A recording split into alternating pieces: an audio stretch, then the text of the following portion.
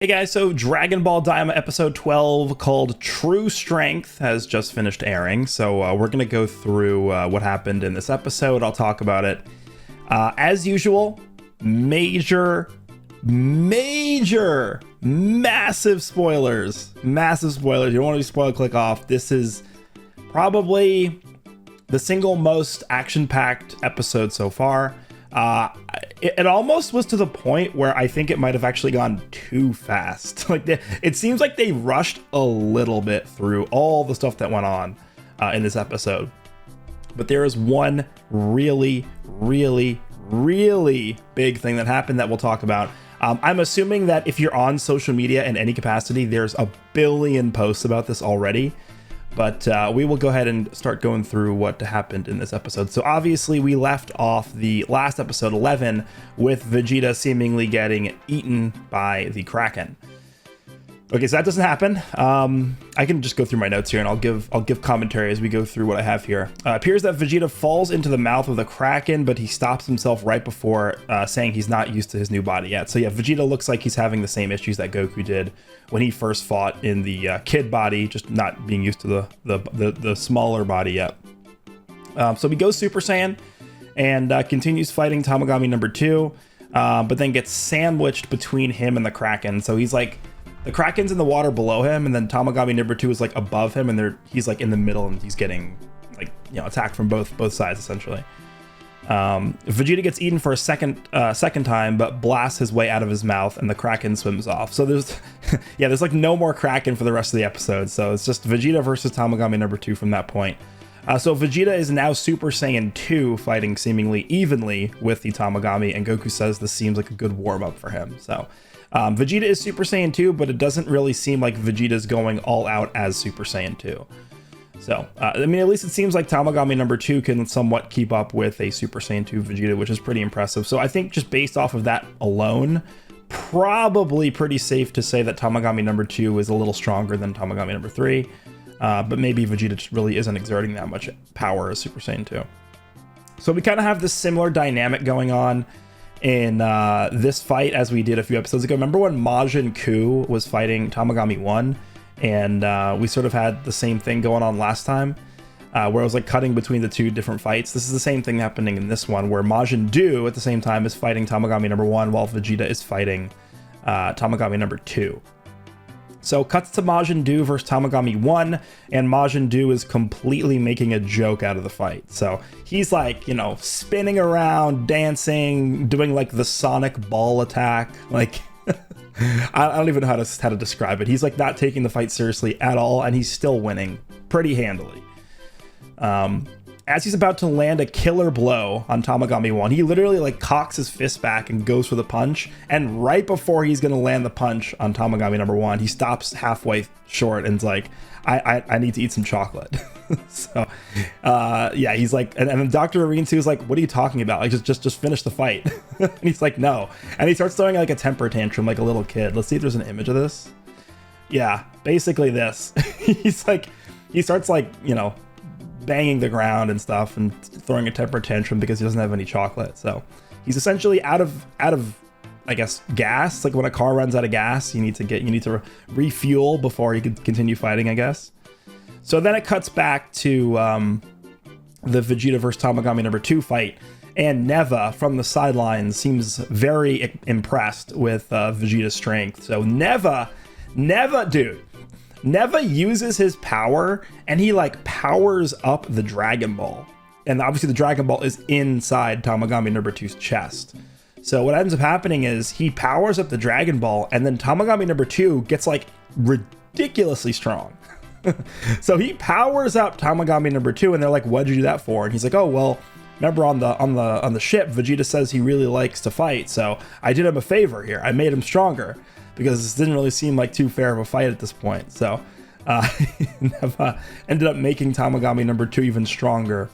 And so Tamagami number 2 ends up like glowing this like blue purplish tint, which I guess just symbolizes that he's stronger than he was before. And it is pretty noticeable as well. It then cuts to Goma and Degasu in the throne room. Goma realizes that someone is fighting Tamagami 1 and lays eyes on Majin Buu and Ku for the first time. So it shows them there. And then, of course, it also shows Dr. Arinsu. Him and Degasu become extremely suspicious of Arinsu. So they're, obviously not sure what exactly is going on. At one point, Goma's like, I think it's Degasu. Yeah, Degasu was like, maybe she's just, collecting the Dragon Balls for us. And then Goma's like, yeah, right. So Ku is able to get some chocolate for Do like he did before. So Majin Do eats it and powers up Popeye style and turns around and just blasts Tamagami number 1 into oblivion. So it's literally Popeye. I mean, I assume that's what this is supposed to be a reference to, is Popeye. When Popeye gets his spinach, he, does like the super cartoony wind up punch and punches Bluto and whatever happens. But Majin Ku goes and gets some chocolate for Do, and then Majin Do eats the chocolate and just turns around and just like out of his mouth, there's like this huge energy blast, and Tamagami number 1 is just like completely just blown all the way back into like the wall. But he survives. Tamagami number 1 does survive the blast, and now at this point, Tamagami number 1 is going full power all out, and actually very similar to Tamagami number 2. Tamagami number 1 now has like this red tint to himself, so I guess that's supposed to represent him being full power. It's kind of similar to Tamagami number 3. Remember when Tamagami number 3 like sort of became red when he was doing his like ultimate attack or whatever that was? So yeah, it's pretty similar to how that played out, I think. All right, so Tamagami number 1 and Majin Do end up clashing. I don't think they actually show what happens. It's kind of like a smoke screen. But then when the smoke clears, it's Majin Do standing over Tamagami number 1, who's now like sort of laid out. Yeah, this was the giant. So he eats the chocolate, and this is like the giant energy like mouth blast he does. And this is Tamagami number 1 defeated now at the hands of Majin Do. And honestly, it didn't even really see like he was trying that hard, Majin Do. Like, you could kind of tell it was not that difficult for him to win. So that's it. Tamagami number 1 gives up. He's like on the ground. He's like, all right, I guess you win. So he says there's one more challenge. Remember when Tamagami number 3 lost to Goku, they did like the 3-card Monty thing. He says there's one more challenge, and if Do wins, he can have the Dragon Ball. So the extra challenge is mental math. And of course, it is the worst possible, it's the worst possible test for Majin Do, who obviously is an idiot, right? He's not going to be able to do this. So the way it works is there's a bunch of numbers just like flashing really fast. So it's like, it's like ding, ding, ding, ding, ding, ding, ding. And there's a bunch of numbers, and you have to add them all up in your head like really, really fast. So it shows a bunch of numbers. And then afterwards, Dr. Arinsu, let me see. Dr. Arinsu says there's no way anyone can do it, and then it's impossible. And then immediately Majin Ku just gives the correct answer with no hesitation. So Majin Do gives Majin Do the answer, and then Majin Do says the number that Majin Ku did, and he ends up getting the Dragon Ball, and that's it. They win. So Majin Ku apparently is a genius. So I thought it was pretty funny. So we cut back to Vegeta's fight, and it looks like his attacks are having basically no effect on Tamagami number 2 as a Super Saiyan 2. So, I mean, this is a real opponent we got here. So far, this is easily the strongest opponent we've seen, I think, so far in Daima, is Tamagami number 2 empowered by Neva. Because as a Super Saiyan 2, Vegeta is not able to really do anything. So what happens is they're underwater, they're fighting underwater, and Vegeta actually goes for a punch on Tamagami number 2's head, and his punch literally does nothing. So he punches him, and it does nothing, and then Tamagami number 2 blasts Vegeta, and Vegeta gets sent sort of like slowly drifting down into the abyss, and he's reverted back to base form. So you could kind of tell at this point, and this is where it cuts to commercial, you could kind of tell at this point that they're setting something up here.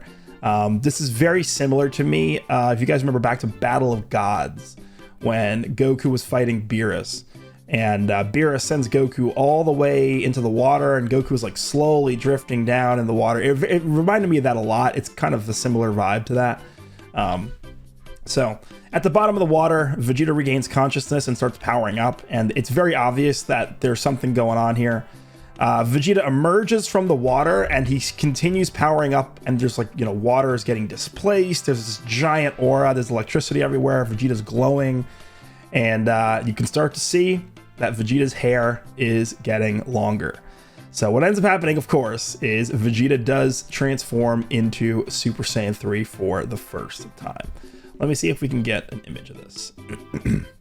Okay, so here are the images of the extra challenge that Tamagami number 1 presented to Majin Buu. This was the, I guess, screen or hologram or whatever that had the different numbers flashing. They need to add them all up, and then this is him explaining.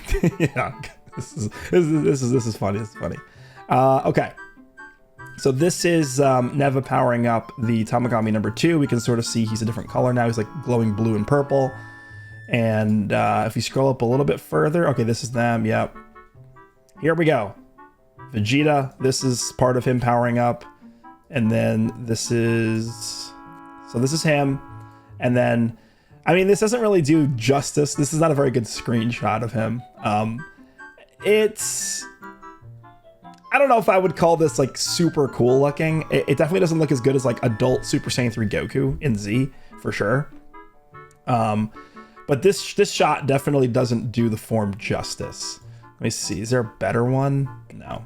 Okay. So anyway, Vegeta goes Super Saiyan 3, and it's not some super long drawn out transformation phase, because we had that in Super Saiyan 3 when Goku did it during Z against Fat Buu.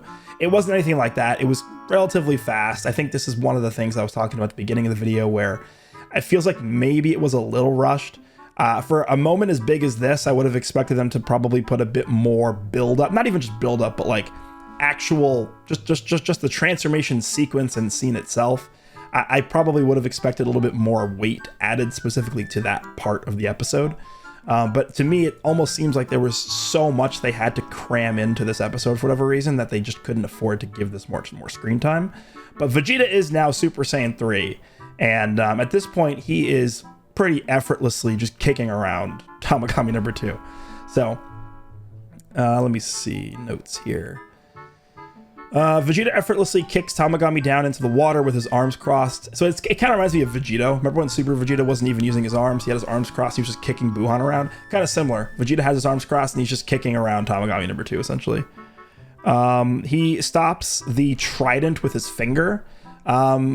It's kind of like Yardrat Goku stopping Trunks' sword with his finger. It's very similar. And then he actually ends up breaking the trident with just his finger. So that was pretty cool. And then Vegeta starts kicking around Tamagami number 2 before launching a Gallic gun and following it up with a punch. So I guess they tried to almost mimic the end to the Tamagami number 3 versus Goku fight, where Goku does the Kamehameha into like the elbow to the stomach. Vegeta does a Gallic gun, and this is on top of the water. So it's like displacing the water as the Gallic gun is gliding along the top of it. So Vegeta does the Gallic gun, and then he follows it up. Actually, you know what's crazy about this? Is Tamagami number 2 actually stops the Super Saiyan 3 Vegeta Gallic gun. But then Vegeta just appears like right in front of him and just punches him in the face twice. And he gets sent hurling down all the way down to the bottom.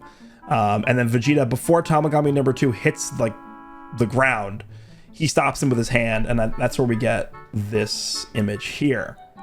And then he's like, all right, you win. I give up. So this is like the winning screenshot here, the winning image of Super Saiyan 3 Vegeta beating officially Tamagami number 2. So, and then Neva seems extremely impressed by Vegeta and starts laughing. So Neva is just enjoying himself. I don't I don't know.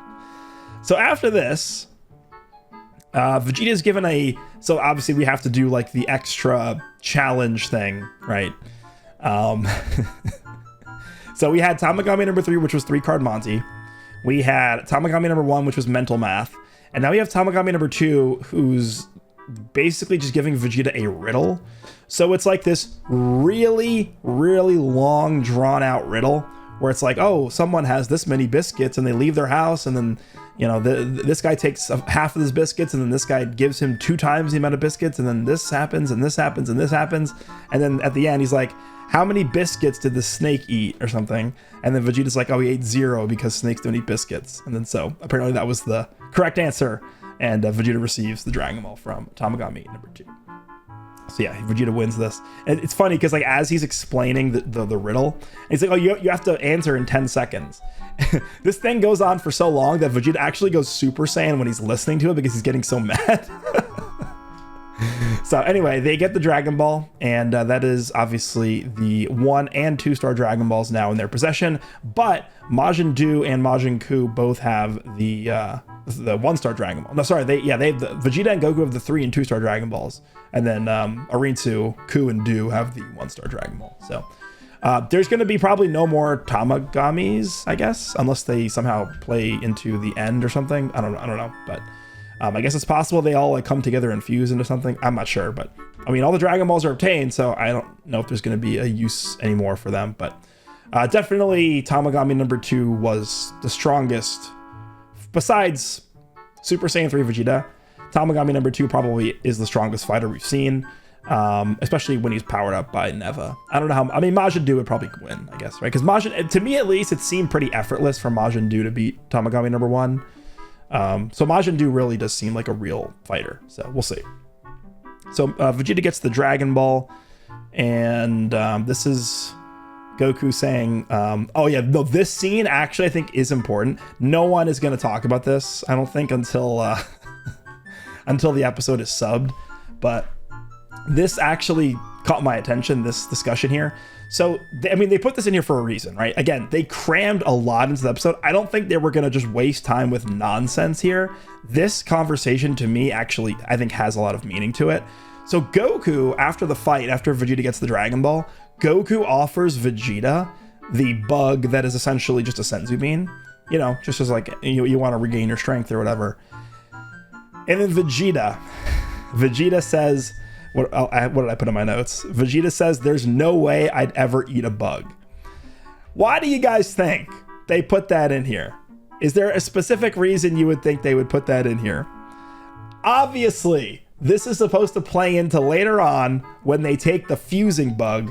It's supposed to reference how Vegeta never wants to fuse. He doesn't want to put on a silly Patara earring. He doesn't want to do a silly fusion pose. And now he doesn't want to eat a bug. That's very obviously why I think this discussion was had in this episode. So this is, again, foreshadowing to a fusion happening later on. I think at this point it is 100% happening. If it wasn't 100% before, it certainly is 100% happening now. So Vegeta says, there's no way I would ever eat a bug, which will play into something later with fusion for sure. So I think it cuts back. Oh yeah, so basically what happens here, so Supreme Kai says now that they have the second Dragon Ball, they should head to the first Demon Realm to rescue Dende and to get the final Dragon Ball. So they all board the ship and start flying away, and then it cuts to Goma. I don't know if there's they posted a new image here. No. Okay, so after this, it cuts to Goma and Degasu. Goma is absolutely furious at them obtaining the second Dragon Ball and says that there's only one thing they can do now. And then it cuts to the end of the episode. So that's not made clear what that is, but probably has something to do with the third eye, which, I mean, we think it's this, right? The thing on Haibisu's chest or whatever that he has, or the belt that he has. So probably, I don't know what that means, but Goma is cooking something up here. So it seems like we are getting closer to a confrontation between, you know, the main crew characters here and Majin Ku and Majin Buu, and potentially Goma doing something as well.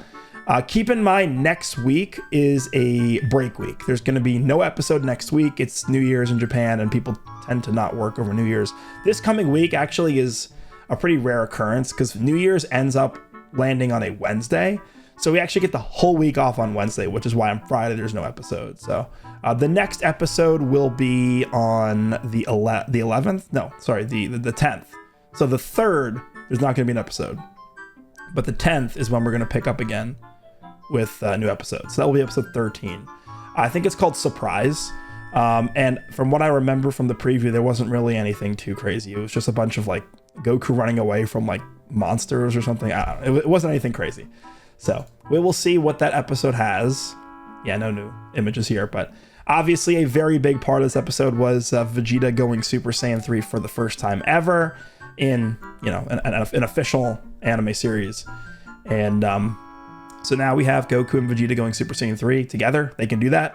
And we know as well that Majin Buu is actually a force to be reckoned with, because to me, it looked like he almost effortlessly defeated Tamagami #1. So that's it. Again, break next week, no episode, but on the week after that, on the 10th, we'll be back for episode 13. Let me know what you guys think of Super Saiyan 3 Vegeta now finally being a thing in Dragon Ball Daima. This is the first new form. Well, it's not a new form, but it's a new form for Vegeta that we've seen. I think probably there will be at least one new form for Goku, and then there's definitely going to be a fusion. They alluded to it again in this episode, so hopefully you guys enjoyed this once you've been able to see it. Let me know what you think, and I'll see you in the next one.